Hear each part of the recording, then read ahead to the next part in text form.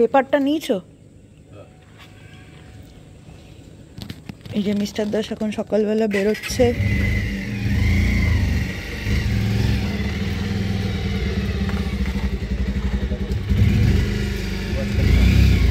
আসো।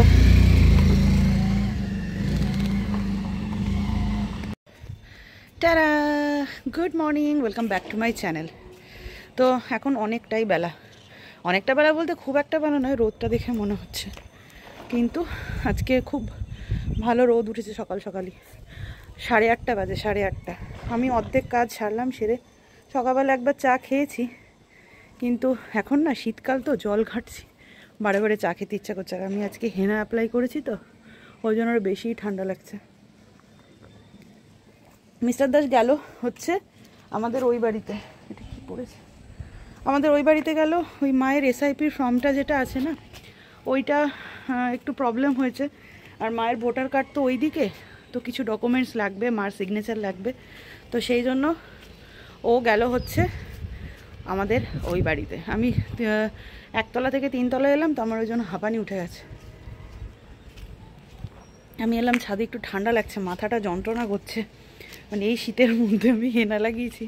আসলে কি বলুন তো, চুলের কোয়ালিটিটা খুবই খারাপ হয়ে গেছে, মানে এতটা খারাপ হয়ে গেছে যে মানে শীতকালে যদি আমি হেনা না লাগাই, মানে শীতকালে বলে না, মানে ওই মাসে 2টো করে হেনা লাগাই, তো মাসে 2টো করে যদি আমি হেনা না লাগাই, তো এরপরে আমার আর চুল আর মাথায় দেখা যাবে না।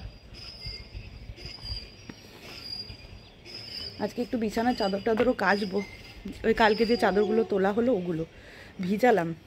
ভাবলাম যে একটুখানি রোদে দাঁড়িয়ে আরেক কাপ চা খেয়ে নিই, খেয়ে তারপরে করে স্নান করব।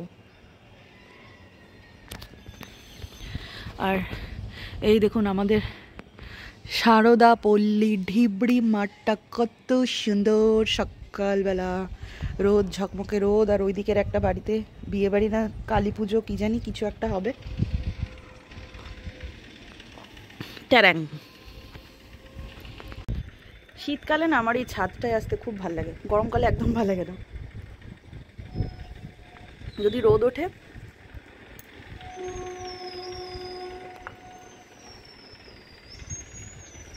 গড়িয়ে পড়ছে। হ্যাঁ হ্যাঁ মানছি, শীতকালটা একটু কষ্ট হয়। শীতকালের সকালে ঘুম থেকে ওঠা, ঠান্ডা ঠান্ডা জলে স্নান করা, ঠান্ডা জলে কাজ করা, এছাড়া কি আর শীতকালে কোনো কষ্ট আছে? আমি তো ভাই খুঁজে পাই না।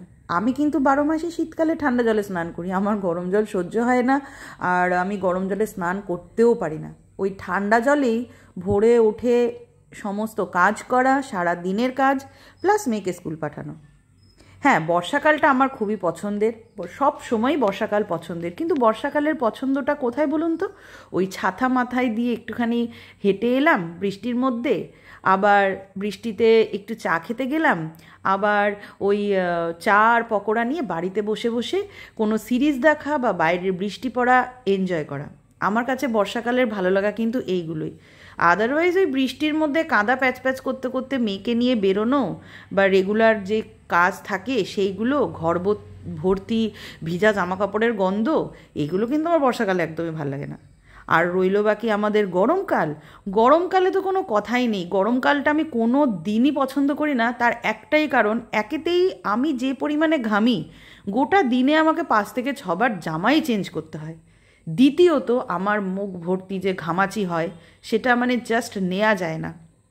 কোনো বিয়েবাড়ি পড়লে ওই মুখ ভর্তি ঘামাচি ফাউন্ডেশন, প্রাইমার কেউই ঢাকতে পারে না, এত লজ্জা লাগে না, মানে কি বলবো, জীবনের তখন মনে হয় কি সব থেকে পৃথিবীর বিরো করে যাচ্ছি, বিরক্তিকর একটা জীব যদি কেউ হয়ে থাকে সেটা হচ্ছে আমি, আমার এটাই মনে হয়। কিন্তু শীতকাল দেখুন কত সুন্দর। জলঘাটা আর ওই সকালবেলায় ঘুম থেকে ওঠা, এই দুটো জিনিস বাদ দিলে না শীতকালের মতন কোনো মানে আরামদায়ক কোনো কাল আর হতেই পারে না।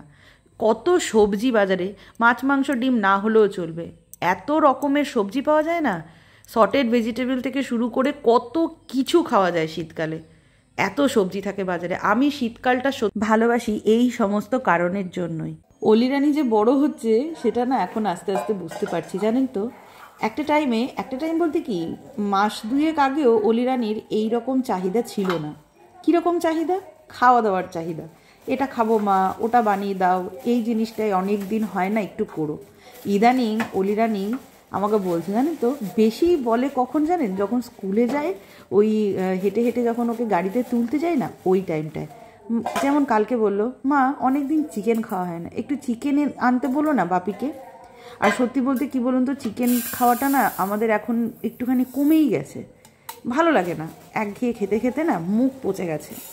আজকে সকালবেলাতে যখন স্কুলে ওকে মানে দিতে গেলাম, তখন আমাকে বলছে যে মা অনেক দিন পোলাও খাই না, একটু পোলাও করো না। যদিও ও কিন্তু পোলাও খেতে ছোটোবেলায় খুবই ভালোবাসতো, পোলাও খিচুড়ি এইগুলো খেতেও খুব ভালোবাসতো। তারপরে একটু যখন বড় হলো, একটু যখন বুঝতে শিখলো না, তখন পোলাওয়ের প্রতি একটা অভক্তি ধরে গেছে। ও ভালোবাসে না বলে না, আমিও আর সেরকমভাবে করি না। আর মিস্টার দাসও পোলাও ফ্রায়েড রাইসের প্রতি যে খুব ভালোবাসা আছে সেটাও নয়, মিস্টার দাসকে যেরকম দেওয়া হয় সেরকমই ও খেয়ে নেয়, অ্যাডজাস্টেবল একটা মানুষ। হ্যাঁ, তবে ওই ঝালটা তাকে ঠিকঠাক মতন দিতে হবে। আর সব সময় মানে প্রতিদিন এক তরকারি এক রকম খাওয়া মিস্টার দাস পছন্দ করে না, আদারওয়াইজ তুমি ঘুরিয়ে ঘুরিয়ে দিলে পরে ও খেয়ে নেয়। কিন্তু অলিরানির ইদানিং দেখছি ওই ঘরোয়া যে খাবারগুলো হয় সেই খাবারগুলোর থেকে একটু অন্যরকম খাওয়াটাই পছন্দ করছে। সেটাতেই বললাম অলিরানির বড় হচ্ছে। যেহেতু মিস্টার দাস নেই, ওর আস্তে আস্তে সেই রাত হয়ে যাবে, আর আমাদের মা মেয়ের জন্য আর কি ডাল ভাত তরকারি করব, তো সেই জন্য পোলাওটাই বেস্ট ভালো অপশান। পোলাও করে নিচ্ছি, আর দুটো ডিম আছে, একটু ডিমের অমলেট করে নেবো। এই যে অলিরানি এসে খেতে বসে গেছে। আজকে পোলাও আর ডিম ভাজা সাথে শসা। কেমন লাগছে? ভালো। একটা টাইমে পোলাও খেতে এত ভালোবাসতো, এখন পোলাও শুনলেই মুখ ভাঙছে। Good afternoon everyone. বিকেল 4টে বাজে, দেখুন এক্ষুনি সন্ধে নেমে যাবে। বেলাটা না ছোট হয়ে গেছে, এত বিরক্তি লাগছে না কাজ করে, তারপরে সমস্ত কিছু করতে করতে বেলার সাথে দৌড়িয়ে পারাই যাচ্ছে না। আর সব থেকে বিরক্তিকর ব্যাপার হচ্ছে অনেকটা সকালে উঠতে হয়, দুপুরবেলাতে এখন একটুখানি যদি না শুই না খুব কষ্ট হয়। আসলে মানুষের বয়সটা বাড়লে যা হয়, আগে না এই প্রবলেমগুলো ছিল না জানেন, ইদানিং খুব প্রবলেম হচ্ছে। মানে নিজের লাইফস্টাইলটাকে একটু অন্যরকমভাবে চেঞ্জ করতে হবে। মাঝে মাঝে আমার এই প্রবলেমগুলো হয়, আবার কয়েকদিন থেকে আবার ঠিক হয়ে যায়। ওই যখন ওয়েদার চেঞ্জ হয়, তো সেই সময়টা এই প্রবলেমগুলো সবারই হয়, আমারও হচ্ছে, এটা নর্মাল ন্যাচারাল। এটা নিয়ে বিশাল কিছু মাথা ব্যথা করার কোনো প্রয়োজনই নেই। দুপুরবেলা খাওয়া দাওয়ার পরেই একবারে জামা কাপড়টা ছিঁড়ে নিই, সন্ধে দিতে হয় সন্ধেবেলাতে, তো আবার সন্ধেবেলাতে চেঞ্জ করব। এখন একটুখানি এলাম 3 তলায়, জাস্ট 4:30 বাজে, দেখুন একটু পরেই সন্ধে হয়ে যাবে। শীতকালের সবই ভালো লাগে, এই আবার জিনিসটা ভালো লাগে না, বেলাটা এত ছোট, বেলার সাথে কাজ করে পারা যায় না। আর একটু যে রিল্যাক্স করব বিকেলবেলাটাতে, একটু হাঁটবো, একটু এখানে ওখানে বসবো, এই জিনিসটাও পাওয়া যায় না। যাই হোক, সবটাই মেনে নিতে হবে। যে কোনো কালেরই কোনো একটা ভালো দিক থাকে, কোনো একটা খারাপ দিক থাকে। শীতকালের না হয় এই 3টে পয়েন্টই আমার কাছে খারাপ লাগে। একেতেই বেলা ছোট, 2 হচ্ছে ওই ঠান্ডা জলে কাজ করা, আর 3 নম্বর হচ্ছে ব্ল্যাঙ্কেট সরিয়ে সকালবেলা ঘুম থেকে ওঠা। এটা মনে হয় আমার মতন ম্যাক্সিমাম লোকই বলবে যে এই প্রবলেমটা প্রত্যেকটা মানুষেরই আছে শীতকালের, আদারওয়াইজ সবটাই ভালো।